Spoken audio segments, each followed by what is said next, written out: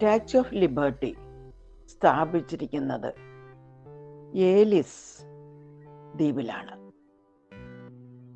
അല്ലെങ്കിൽ liberty island എന്നും അതിനെ വിളിക്കും.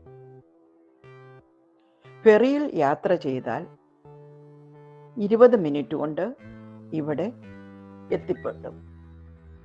ഫെറിയിൽ കയറുന്നതിന് മുമ്പ് എല്ലാ സെക്യൂരിറ്റി ചെക്കും ആവശ്യമാണ്.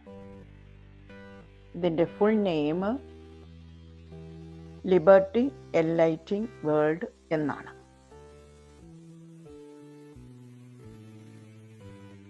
ഫ്രഞ്ച് ആർക്കിടെക്ട് അഗസ്റ്റ്യൻ ബത്തോഡി ആണ് ഇത് ഡിസൈൻ ചെയ്തിരിക്കുന്നത്.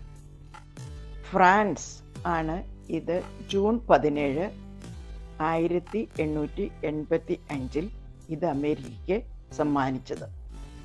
എന്നാൽ ഒക്ടോബർ 26, 1886 ഇത് ന്യൂയോർക്ക് ഹാർബറിൽ എത്തി. ഇരു രാജ്യങ്ങളും തമ്മിലുള്ള സാഹോദര്യത്തിൻ്റെയും സ്നേഹത്തിൻ്റെയും സ്മാരകമായി ഇന്നും ഇത് നിലനിൽക്കുന്നു. ഈ പ്രതിമയ്ക്ക് 93 മീറ്റർ അല്ലെങ്കിൽ 305 ഫീറ്റ് നീളവും 204 മെട്രിക് ടൺ ഭാരവുമുണ്ട്. ഇത് ഉണ്ടാക്കിയിരിക്കുന്നത് 31 ടൺ കോപ്പർ അല്ലെങ്കിൽ ചെമ്പ്, 125 ടൺ സ്റ്റീല് ഇവ ചേർത്താണ്.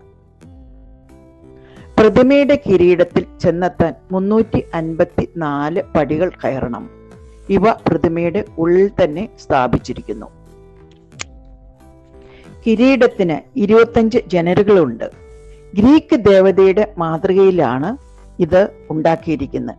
കിരീടത്തിന് 7 കൂർത്ത മുനമ്പ് പോലെയുള്ള ഡിസൈനാണ് ചെയ്തിരിക്കുന്നത്. ഇത് ലോകത്തിലെ 7 ഭൂഖണ്ഡങ്ങളെയും മഹാസമുദ്രത്തെയും പ്രതിനിധാനം ചെയ്യുന്നു. സ്റ്റാച്യുവിന്റെ കയ്യിൽ ഒരു ടോർച്ചുണ്ട്. അത് 24 കാരറ്റ് ഗോൾഡ് കൊണ്ട് കവേർഡാണ്, ഏകദേശം 6 ഔൺസ് ഗോൾഡ്.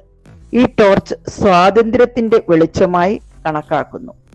വലതുകാൽ കുറച്ച് ഉയർത്തിപ്പിടിച്ച നിലയിലാണ് സ്റ്റാച്യു കാണപ്പെടുന്നത്. ഗ്രീക്ക് ദേവതമാരുടെ ക്ലാസിക് പടങ്ങളിലെ കളറായ ഗ്രീനാണ് ഈ പ്രതിമയ്ക്കും ഉപയോഗിച്ചിരിക്കുന്നത്.